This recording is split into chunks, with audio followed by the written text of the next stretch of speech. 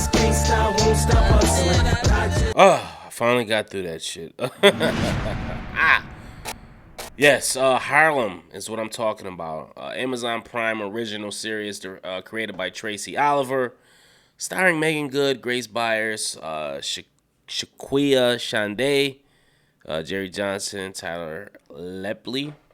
And the names are Camille, Quinn, Angie, and Ty.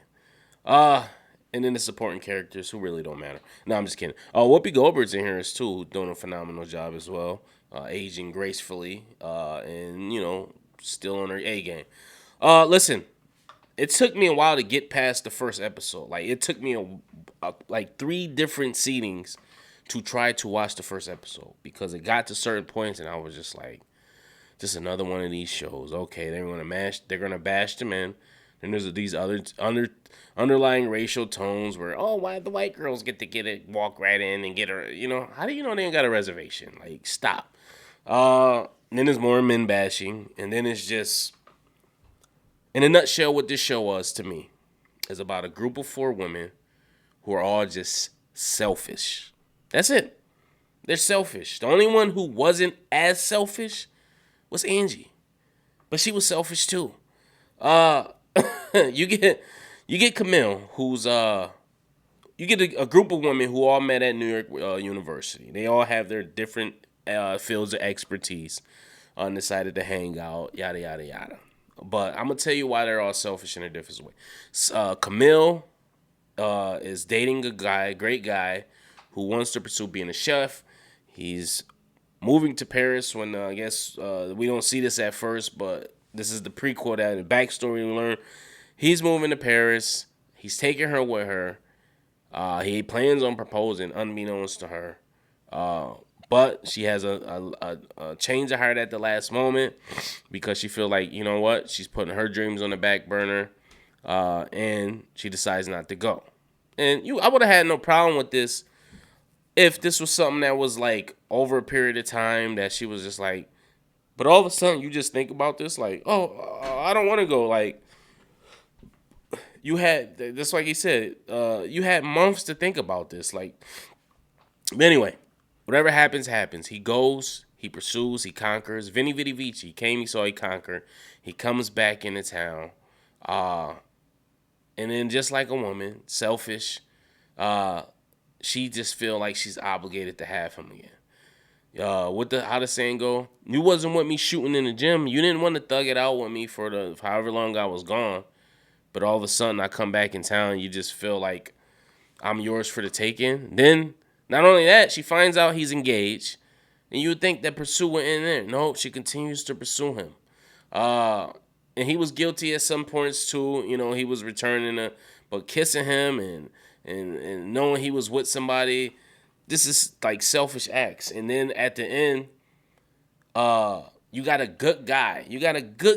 Like, you got a great guy. This guy's amazing. And you're still pursuing your ex. You got a man already. Like, super disrespectful. Don't even have the decency to tell him what you got on mind. Because if it don't go through, you ain't got nothing to fall back on. So that's what I was at with Camille. Angie is she's selfish for the simple fact that she kind of had a career job. She fell back from it. And then she just feels like she's obligated to her parents' money when her mom was telling her, listen, you need to work your job because I don't want you to wind up like me, depending on your father's money. You know what I'm saying? That's the whole reason. But nope, she doesn't see it like that. She finds a guy. She has all these standards. She keeps getting fucking these crazy things happening to her from these dating apps she's going on. Get her shit stolen at the club because for some reason she decides it's smart to leave her purse and phone with a stranger that she never met before. So she gets her and fucking just waiting in Staten Island or Long Island, wherever.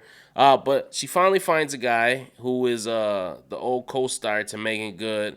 I believe Sean is his name, but meets him, tries to go out with his kids, and then all of a sudden she decides she likes women. And then she goes on a date. But she already has a boyfriend now and is trying to get this. So selfish. Like, what is wrong? I don't understand it. And then my least favorite character on the show, not Ty, is it Quinn? Which one is Quinn? I don't fucking know, man. Let me see. Grace Byers is let me check my notes. Grace Byers is Quinn. Angie, I believe. Okay, Quinn. I'm sorry, Quinn. I was talking about Quinn the whole time. I don't know, but Angie, the one with the hair and that sleeps on her friend's couch. That's the one I'm talking about. She is super selfish for the simple fact that she hasn't gotten over the fact that she is not no longer in the spotlight. She doesn't have a record deal, sleeping on her friend's couch, and she sabotages every single opportunity that she gets. I mean, she sabotages her play because for whatever reason, she thinks she's being outspoken or keeping it real, but she's really just being obnoxious and unappreciative to the opportunity that she's getting. She thinks she can speak out against her friend when you're living in her apartment on her couch, paying not rent free. And we learned out she lost her record deal when she was super bougie 4 years ago, and ever since then she never rebounded or bounced back. So she has literally no idea what to do with herself. So she finally gets this opportunity to play in a play, and she turns it around because she feels like she's too good for it. We also see that she is going to the movies with Ty, and Ty's telling her, like, listen, you don't know how to play the game. She almost has enough the opportunity with a young film director, black, and she doesn't particularly like the movie, and she voices it in just a rude ass way instead of just like, it's not my taste, or maybe just not saying nothing at all. You know what they say? If you ain't got nothing nice to say, don't say it all. Nope, she just ruins it and squanders another opportunity. And then winds up happening, the play winds up being canceled because she decides to write Jordan, or not Jordan, was it Jordan Peele? Whoever made Get Out, she decides to write him, tell him about the play or whatever, and come to find out the play was published unbeknownst to him. So it's a cease and desist letter to shut the play down, and she's shit out of luck again.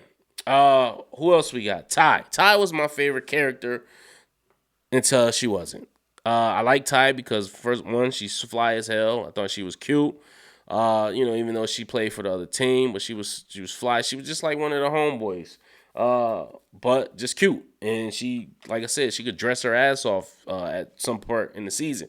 Then all of a sudden that changed my whole perception. I don't know if it's when she cut her hair off. And I thought the haircut she had was fly when she had the dye.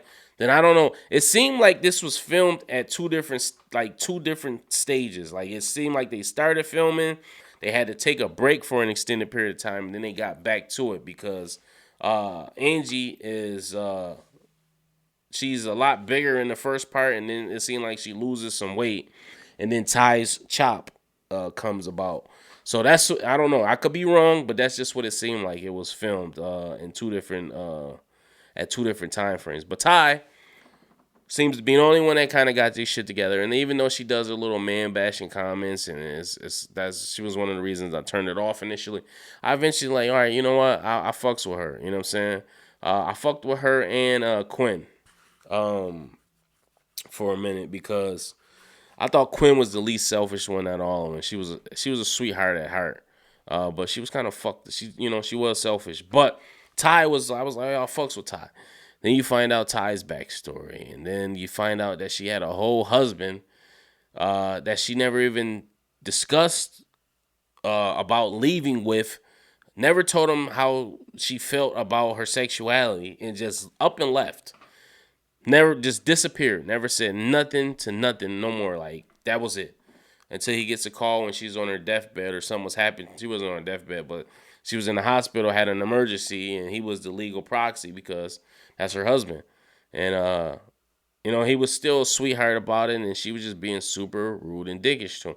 And she wound up blowing one of her relationships with him, another relationship she had with a homegirl that used to play on FBI because she saw right through that. Like, yo, how the fuck could you do that to somebody? Like, and she like, yo, I'm sorry, blah, blah, blah. But I'm like, selfish.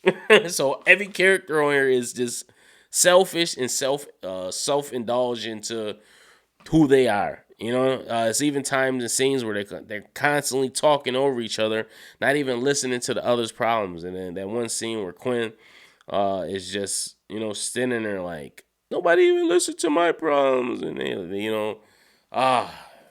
this was a hard watch. It was hard.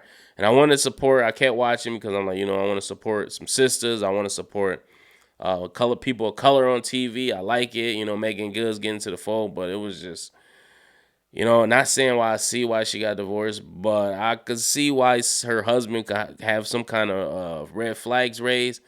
I wouldn't want my wife in a scene even thinking about licking a man's asshole, let alone just being face to face with another man's asshole. I don't know. It's just me. You know what I'm saying? But, I understand it's acting and shit, but at the same time, it's just like, I don't know. Like, you pick a different role or something. Show some class. Yeah, I don't know.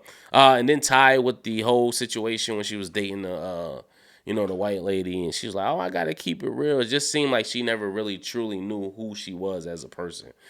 She tried to be on that pro-black shit, but then at the same time, she was worried about what outsiders or people thought about her. You know what I'm saying?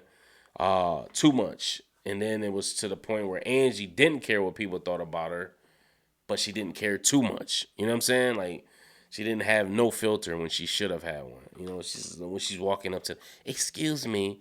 And it seemed like she was trying to be like a Kelly type from Insecure. But Kelly knew when to dial it back and not be too, you know what I'm saying? It was like a certain class she had with her. This lady, on the other hand, she was just obnoxious, man. I don't know. I just didn't get it.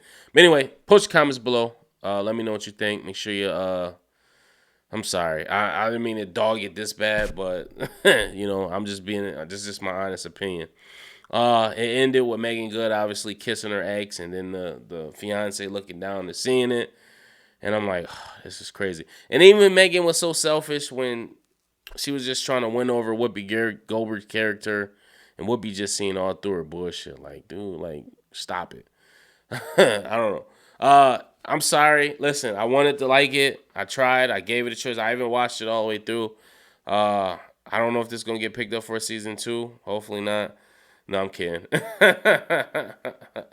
I hope so, man. It's as toxic as it is. I'll watch it again just to fucking talk shit about it. Anyway, post your comments below. Make sure you like, subscribe, hit the notification bell. Tell me what you thought about Harlem, whether you agree or disagree with me.